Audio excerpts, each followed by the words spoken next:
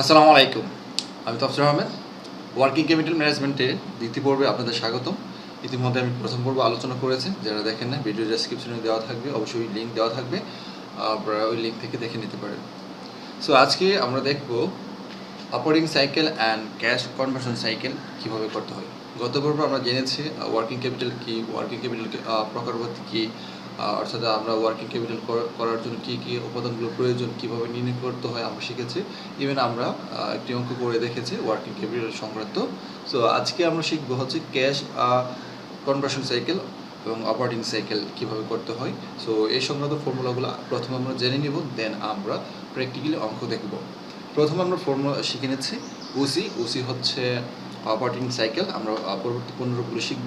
OC বের করার জন্য ফর্মুলা হচ্ছে এএআই প্লাস এসিপি। তারপর আমাদের বের করতে হবে CCC, cash conversion cycle. Cash conversion সাইকেলের জন্য আমাদের ফর্মুলা আসতে পারে AAI plus ACP minus APP. তারপর ক্যাশ কনভার্সন সাইকেল বের করার জন্য আরেকটি ফর্ম হতে পারে, যখন আমরা ক্যাশ টার্নওভার জানা থাকবে তখন 360 ডিভাইডেড ক্যাশ টার্নওভার, অথবা যখন আমাদের ওসি নির্ণয় করা থাকে, ওসি নির্ণয় করা যখন থাকে তখন ওসি থেকে এপিপি মাইনাস করলেও আমরা করতে পারি। এই তিনভাবে করতে পারি। মেইন যে ফর্মুলা সেটি হচ্ছে এটি। তারপর হচ্ছে cash AAI, average age of inventory যদি না থাকে, অ্যাভারেজ এজ অফ ইনভেন্টরি যদি না থাকে, তখন সেই ক্ষেত্রে আমাদের ফর্মুলা হবে 360 ডিভাইডেড ইনভেন্টরি টার্নওভার। অনেক সময় আমাদের এসিপি দেওয়া না থাকতে পারে, তো সেই ক্ষেত্রে আমাদের 360 ডিভাইডেড অ্যাকাউন্ট রিসিভেবল টার্নওভার দিয়ে ভাগ করতে হবে। এপিপি যদি না থাকে তাহলে 360 ডিভাইডেড অ্যাকাউন্ট পেয়েবল টার্নওভার দিয়ে ভাগ করতে হবে। ক্যাশ টার্নওভার ফর্মুলা হচ্ছে 360 divided CCC, cash conversion cycle যেটাকে বলা হয়। তারপর হচ্ছে এমওসি ম্যাক্সিমাম অপারেটিং ক্যাশ, যেটা প্রয়োজন আমাদের ফর্মুলা হচ্ছে total investment divided cash turnover. এ হচ্ছে আমাদের ফর্মুলাগুলো আমাদের অপারেটিং সাইকেল এবং ক্যাশ কনভার্সন সাইকেল বের করার জন্য। তো আমরা কিছু ইলাবোরেশন ফর্ম জেনে নিব, কারণ আমরা এখানে অনেকগুলো সংক্ষিপ্ত ফর্ম দেখেছি। এগুলো পূর্ণরূপ কী দাঁড়ায় আমরা শিখে নিব। এআই হচ্ছে average age of inventory, ACP হচ্ছে অ্যাভারেজ কালেকশন পিরিয়ড, এপিপি হচ্ছে অ্যাভারেজ পেমেন্ট পিরিয়ড, ওসি হচ্ছে অপারেটিং সাইকেল, আর সিসিসি হচ্ছে ক্যাশ কনভার্সন সাইকেল, এমওসি হচ্ছে ম্যাক্সিমাম অপারেটিং ক্যাশ। সো এই ক্ষেত্রে আমরা তিনটি জিনিস বুঝে নেব। এআই হচ্ছে অ্যাভারেজ এজ অফ ইনভেন্টরি, অর্থাৎ আমাদের একটা পণ্য ক্রয় করার পর কতদিন সময় লাগে পণ্যটা বিক্রি করতে হয়। অর্থাৎ আমরা পণ্যটি ক্রয় করার পর আমাদের দোকানে বা স্টোর করতে হয়, আস্তে আস্তে বিক্রি করতে হয়, কত সময় প্রয়োজন পড়ে পণ্যটা বিক্রি করার ক্ষেত্রে। এসিপি হচ্ছে অ্যাভারেজ কালেকশন পিরিয়ড, অর্থাৎ আমরা যখন ধারে বিক্রি করলে কিন্তু সাথে সাথে টাকাটা পেয়ে যায় না, অর্থাৎ টোটাল টাকা কালেকশন করতে কত সময় লাগে। এপিপি হচ্ছে অ্যাভারেজ পেমেন্ট পিরিয়ড, অর্থাৎ আমরা তো পণ্যগুলো বিক্রি করার আগে পণ্যগুলো ক্রয় করে স্টোর করতে হয়। যখন আমরা ক্রয় করে স্টোর করে আমরা ধারে যখন ক্রয় করে নিয়ে আসি, কতদিন পর পাওনাদারকে আমরা পরিশোধ করি, সেটা হচ্ছে APP, average payment period. So আমরা প্র্যাকটিক্যাল অঙ্ক কিছু দেখে নেব, তাহলে আরও সহজ হবে।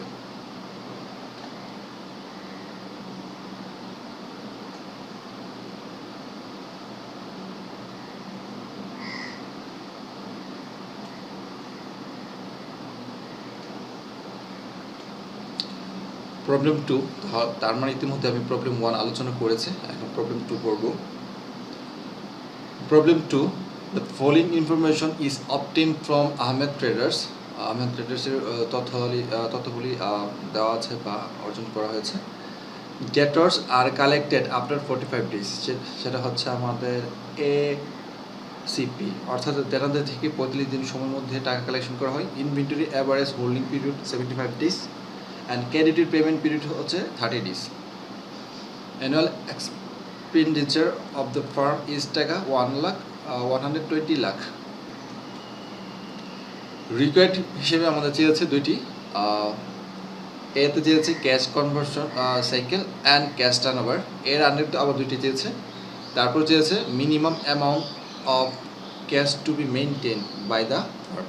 সো কত টাকা ক্যাশ মেনটেন করতে হবে। সো সেক্ষেত্রে আমাদের তথ্য কী দেওয়া আছে। আমাদের প্রথম চেয়েছে ক্যাশ কনভার্সন সাইকেল। তো ক্যাশ কনভার্সন সাইকেলের জন্য ইতিমধ্যে আমরা ফর্মুলা শিখে গিয়েছি। AAI plus ACP minus APP। So AAI হচ্ছে অ্যাভারেজ এজ অফ ইনভেন্টরি আছে 75 ডেজ, এসিপি হচ্ছে দেনাদার থেকে কত সময়ের মধ্যে কালেকশন করা হয় 45 ডেজ এসিপি, আর পাওনাদারকে কতদিন সময়ের মধ্যে বা কতদিন সময় পর আমরা দিতে হয় সেটা হচ্ছে 30 ডেজ। তো আলটিমেটলি যার যার মান বসিয়ে আমরা 75 ডেজ, 45 ডেজ, 30 ডেজ মাইনাস করলে আমরা পেয়ে যাচ্ছি 90 ডেজ। সেটা হচ্ছে ক্যাশ কনভার্সন সাইকেল। ইতিমধ্যে আমরা ফর্মুলা জেনে গিয়েছি। Cash turnover ratio, cash turnover formula হচ্ছে 360 ডিভাইডেড সিসিসি। সিসিসি অলরেডি আমরা বের করে নিয়েছি, আর 360 হচ্ছে বাই ফর্মুলা আমরা আসে, কারণ 360 দিন সমান সমান হচ্ছে আমাদের 1 বছর আমরা ধরে নিই। তো 360কে সিসিসি হচ্ছে আমরা 90 ডেজ বের করেছি, ভাগ করলে 4 টাইমস, অর্থাৎ বছরে ক্যাশ টার্ন হচ্ছে 4 times. Minimum amount of cash to be maintain by the firm, কত টাকা প্রয়োজন এই 90 দিনের জন্য, কত টাকা প্রয়োজন? বছরে প্রয়োজন হচ্ছে 1 কোটি মানে 120 লক্ষ, মানে 1 কোটি 20 লক্ষ। এখন এই 90 দিনের জন্য কত প্রয়োজন, অর্থাৎ 4 টাইমস, 4 বার সময়, তো 1 বার সময়ের জন্য কত টাকা প্রয়োজন মিনিমাম। সো মিনিমাম ম্যাক্সিমাম যেটাই বলুক, এমওসি বের করতে হবে। এমওসি বের করার ফর্ম হচ্ছে total investment divided cash turnover.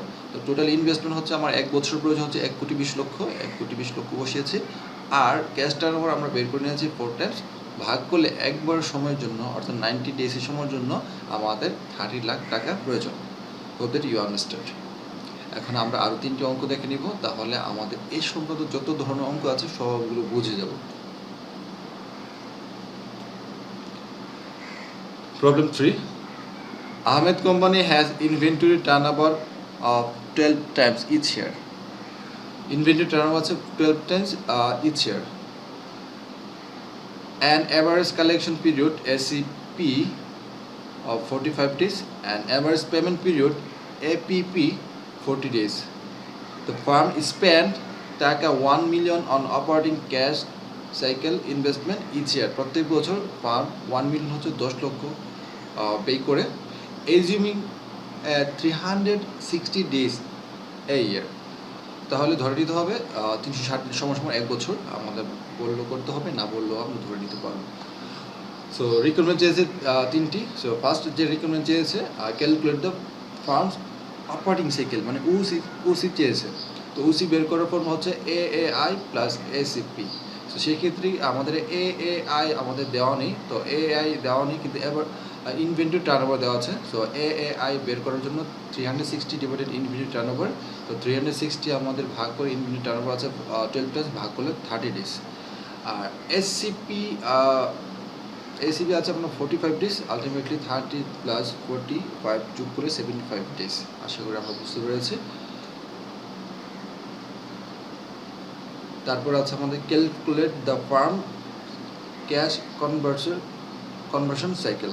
So সেই ক্ষেত্রে আমরা সিসিসি বের করতে হবে। আমরা জানি যখন ওসি জানা থাকে তখন ওসি মাইনাস এপিপি করা যায়। সো ওসি আমরা বের করেছি 75 ডেজ, আর এপিপি অ্যাভারেজ পেমেন্ট পিরিয়ড, অর্থাৎ ক্রেডিটরদের যতদিনের সময় পরিশোধ করা হয় 40 ডেজ। সো আলটিমেটলি আমরা যদি 40 ডেজ এখানে বসাই, 40 ডেজ বসাই, আমাদের ওসি তো আমরা বের করেছি 75 ডেজ, ইতিমধ্যে অঙ্কে করেছি 75 ডেজ। সো 75 ডেজ ওসি থেকে 40 ডেজ ম্যানেজ করার পর 35 ডেজ হচ্ছে আমাদের সিসিসি, অর্থাৎ ক্যাশ কনভার্সন সাইকেল। তারপর আছে আমাদের calculate the amount negotiated financing required to support the firms cash conversion cycle, অর্থাৎ ক্যাশ কনভার্সন সাইকেলের জন্য কত টাকা প্রয়োজন। অর্থাৎ আমরা বের করেছি ক্যাশ কনভার্সন সাইকেল হচ্ছে কত দিন, 35 ডেজ, অর্থাৎ সিসিসি বের করেছে 35 ডেজ, মানে 35 ডেজের জন্য কত টাকা প্রয়োজন। বছরে তো আমাদের 1 বছরের জন্য তো প্রয়োজন পড়ে, আমাদের এখানে বলা আছে ফার্ম স্পেন্ড 1 মিলিয়ন, বলতে গেলে 1 মিলিয়ন সমান আমরা জানি 10 লক্ষ টাকা। 10 লক্ষ টাকা বছরের প্রয়োজন, কিন্তু 35 ডেজের জন্য আমাদের কত টাকা প্রয়োজন। তো সেই ক্ষেত্রে আমাদের এমওসি বের করতে হবে। তো এমওসি বের করার ফর্ম হচ্ছে total investment divided cash turnover. তো আমাদের ক্যাশ টার্নওভার জানা নেই, তাহলে ক্যাশ টার্নওভার সিটিইউ হচ্ছে ক্যাশ টার্নওভার সংক্ষিপ্ত। সো বের করার ফর্ম হচ্ছে 360 ডিভাইডেড সিসিসি। সো 360 আমাদের সিসি বের করেছি 35 ভাগ করলে 10.29 টাইমস। সো আমরা পেয়ে গেছি আমরা ক্যাশ টার্নওভার। এখন ভাগ করলে টোটাল ইনভেস্টমেন্টকে ভাগ করলে আমরা পেয়ে যাচ্ছি 97,182 টাকা। এটা হচ্ছে আমাদের এমওসি। আমাদের সেকেন্ড যে অঙ্কটি ছিল আমরা বুঝতে পেরেছি। এখন থার্ড আরেকটি অঙ্ক করে নিব, 4 নম্বর যে অঙ্কটি। Problem 4, the following information is available in respect of the trading firm. আমাদের তথ্য দেওয়া আছে রোমান 1, এসিপি দেওয়া আছে, এভারেজ কালেকশন পিরিয়ড দেওয়া আছে 50 days, এএআই 70 days, এপিপি আছে 30 days. The firm is spent a total of টাকা 120 lakhs মানে 1 to 20 lakhs annually at a constant rate. প্রত্যেক বছরই এরকম ফিক্স থাকে। It can earn 15% on investment, অর্থাৎ এটা ইনভেস্টমেন্টের উপর 15% উপার্জন করতে পারে। From the above information, compute saving reducing the average inventory holding period by 30 days. যদি অ্যাভারেজ ইনভেন্টরি হোল্ডিং পিরিয়ড যদি 30 ডেজ কমানো যায় তাহলে কি পরিমাণ সেভিং হবে। সো আমাদের দেখতে হবে আগে কি পরিমাণ টাকা ইনভেস্ট করার প্রয়োজন পড়তো আর 30 ডেজ কমানোর পর কি পরিমাণ টাকা ইনভেস্টমেন্ট করা যাচ্ছে। দুই ইনভেস্টমেন্ট পার্থক্য হচ্ছে আমাদের সেভিং ইনভেস্টমেন্ট। আর সেভিং ইনভেস্টমেন্ট যদি আমরা ইনভেস্ট করি নতুন কোথাও তাহলে 15% হারে উপার্জিত হবে, তাহলে আমাদের যে সেভিং টাকাটা পাওয়া যাবে। তো প্রথমে আমাদের বের করতে হবে আগের তথ্য অনুসারে এমওসি বের করতে হবে। তারপর 30 ডেজ কমানোর পর অর্থাৎ অ্যাভারেজ এজ অফ ইনভেন্টরি যদি আমরা 30 কমিয়ে নতুন আরেকটি অ্যাভারেজ এজ অফ ইনভেন্টরি আসবে, ওই ইনভেন্টরি দিয়ে আমাদের আবার বের করতে হবে এমওসি। তারপর দুই এমওসির পার্থক্য বের করতে হবে, আর পার্থক্য টাকাটা আমাদের 15% করে যে টাকা আসে সেটি হচ্ছে আমাদের saving by reducing average age of inventory. So আগে তথ্য অনুসারে আমরা বের করবো সিসিসি। সো প্রথম আমাদের এমওসি বের করার জন্য আমরা জানি formula total investment divided cash turnover. So আমরা ক্যাশ টার্নওভার আমার তথ্যর প্রয়োজন পড়ে সিসিসি। সো সেক্ষেত্রে আমাদের প্রথম সিসিসি বের করে নিতে হবে। সিসিসি হচ্ছে ক্যাশ কনভার্সন সাইকেল। বের করার ফর্ম হচ্ছে AAI plus ACP minus APP. So AAI ACP APP তথ্য সবগুলো দেওয়া আছে। এআই হচ্ছে 70 ডেজ, এসিপি হচ্ছে আমাদের 50 ডেজ, আর এপিপি হচ্ছে 30 ডেজ। সো আলটিমেটলি যার যার মান বসিয়ে আমরা পেয়ে যাচ্ছি 90 ডেজ। ক্যাশ টার্নওভার ফর্মুলা হচ্ছে 360 ডিভাইডেড সিসিসি। সো 360কে 90 দিয়ে ভাগ করলে আমরা পেয়ে যাচ্ছি 4 টাইমস। তারপর হচ্ছে এমওসি হচ্ছে total investment divided cash turnover. So total investment আমাদের তথ্য দেওয়া আছে 1,20,00,000 বসিয়েছি, আর ক্যাশ টার্নওভার আমরা বের করেছি 4 টাইম, ভাগ করলে আমরা পেয়ে যাচ্ছি 30 লাখ। এটা হচ্ছে বিফোর রিডিউসিং এএআই অর্থাৎ অরিজিনাল তথ্য অনুসারে। এখন আমাদের বের করতে হবে আফটার রিডিউসিং এএআই। সো আমরা যদি 30 ডেজ কমিয়ে দিই তাহলে এএআই হবে 40 ডেজ,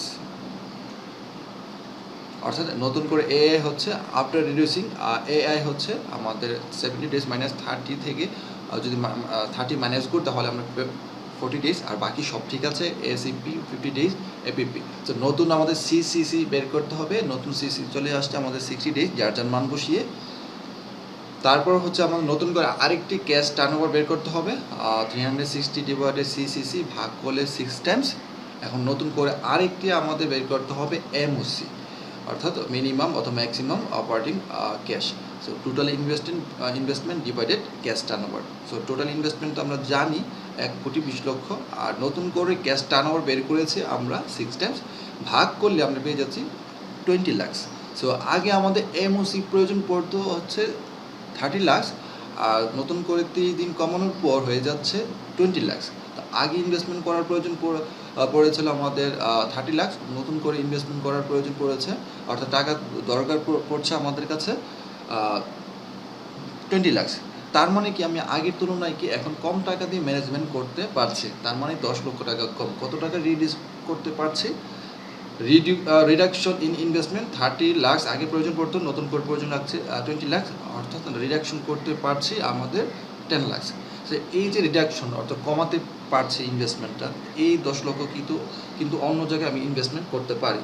সো অন্য জায়গায় যদি ইনভেস্টমেন্ট যদি করতে পারি তাহলে সেই ক্ষেত্রে আমার সেভিংসে আসবে কোথাও।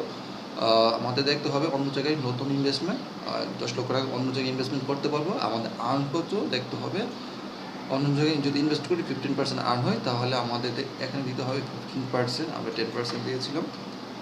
15% যদি আর্ন করা হয় তাহলে 1,50,000 হবে।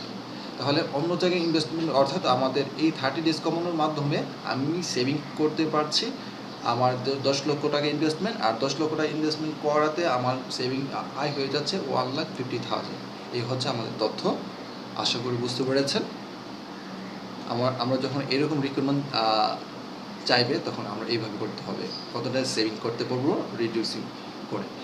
তাহলে আমরা এর সংক্রান্ত অঙ্ক যদি আসে তাহলে আমরা পরীক্ষায় পারবো। Last but not the least যে অঙ্কটি দেখব,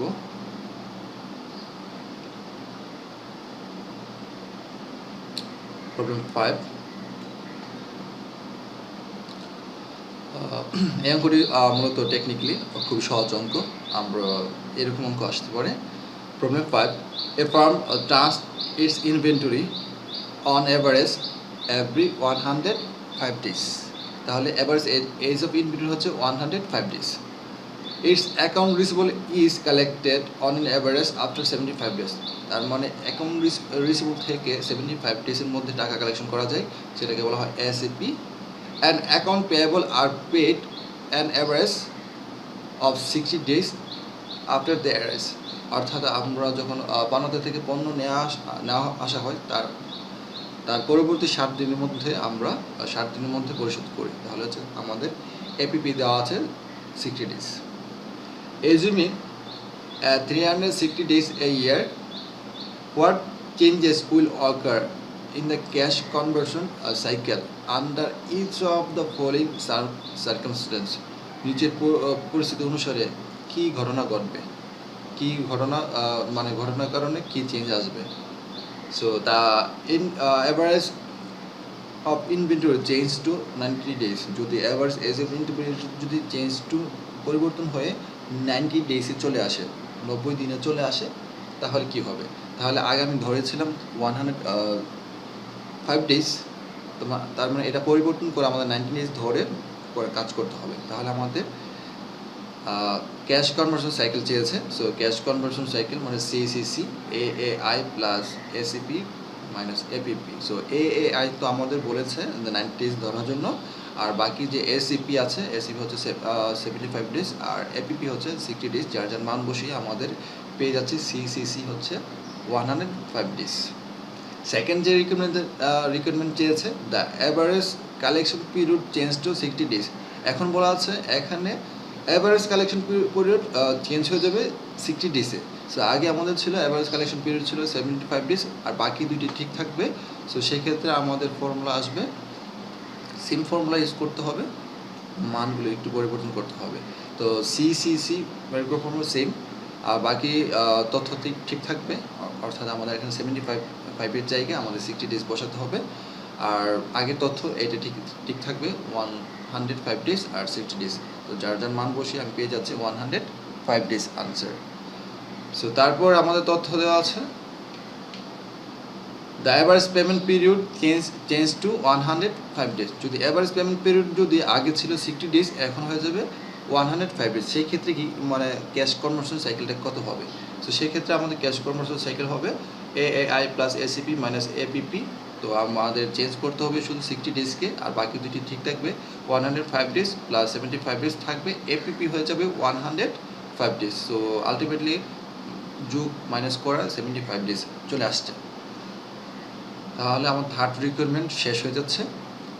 এখন ফোর্থ যে রিকোয়ারমেন্ট চেয়েছে, the circumstances A B and C occurs সাইমultaneously, মানে একই সাথে যদি এ বি সি যে পরিবর্তনগুলো চলে আসছে, এই পরিবর্তনগুলো যদি একই সাথে হয়, মানে একই সময় যদি তিনটি পরিবর্তন হয়, তাহলে কি ঘটনা ঘটবে। তাহলে আমাদের আর তথ্য লাগবে না, পরিবর্তন সবগুলো যে পরিবর্তিত হয় সবগুলো যে সংখ্যা এসেছে সেগুলো বসাতে হবে 90 ডেজ, 60 ডেজ, 105 ডেজ। সো যার যার মান বসাতে হবে, নতুন করে আমরা সব নতুন চলে আসছে। সো এ হবে 90 ডেজ, এসিপি হবে 60 ডেজ, এপিপি হবে 105 ডেজ, অর্থাৎ নতুন যে পরিবর্তনগুলো আসছে, অর্থাৎ 90 ডেজ 60 ডেজ 105 ডেজ। সো নতুন করে আমাদের সিসিসি বের করার ফর্মুলা সেম ফর্মুলা, যার মান বসিয়ে দেবো 90 ডেজ 60 ডেজ এবং মাইনাস 105 ডেজ। আলটিমেটলি রেজাল্ট চলে আসছে 45 ডেজ। আশা করি বুঝতে পেরেছেন। সো এই ছিল আমাদের আজকের পর্বে ওয়ার্কিং ক্যাপিটাল দ্বিতীয় পর্ব। সো তৃতীয় পর্ব স্বাগতম জানিয়ে আজকে এখানেই শেষ করছি। সো স্টিল নাও আমার চ্যানেলটি যদি সাবস্ক্রাইব করে যদি না থাকেন, তাহলে আমি আশা করব চ্যানেলটি সাবস্ক্রাইব করে নেবেন এবং পাশে থাকা বেল আইকনটি ক্লিক করে রাখবেন। আর ভিডিওটি যদি ভালো লেগে থাকে অবশ্যই কমেন্টে জানাবেন। আর পরবর্তী কিসের উপর ভিডিও তৈরি করতে পারি বা কোন লেসনের উপর চাচ্ছেন আপনারা অবশ্যই কমেন্টে জানাবেন আর ফ্রেন্ডের সাথে শেয়ার করবেন। আর আমাদের এই শিটগুলো হ্যান্ড নোটবুক আছে, আমাদের কাছ থেকে হ্যান্ড নোটবুকগুলো কালেকশন করতে পারেন। তাহলে আশা করি আপনারা এখানে হ্যান্ড নোটগুলো প্র্যাকটিস করে আমাদের ইউটিউব চ্যানেলে প্র্যাকটিস করে অবশ্যই আপনারা ভালো একটা রেজাল্ট প্রত্যাশা করতে পারেন। আর আমাদের হ্যান্ড নোটবুকগুলো অনেক সহজভাবে সাজিয়ে গুছিয়ে লেখা হয়েছে। সো ফিনান্সিয়াল ম্যানেজমেন্টের যাদের সমস্যা আছে আমাদের হ্যান্ড নোটবুকটি কালেকশন করতে পারেন। সো এতক্ষণ সাথে থাকার জন্য ধন্যবাদ। Take care. আল্লাহ হাফেজ।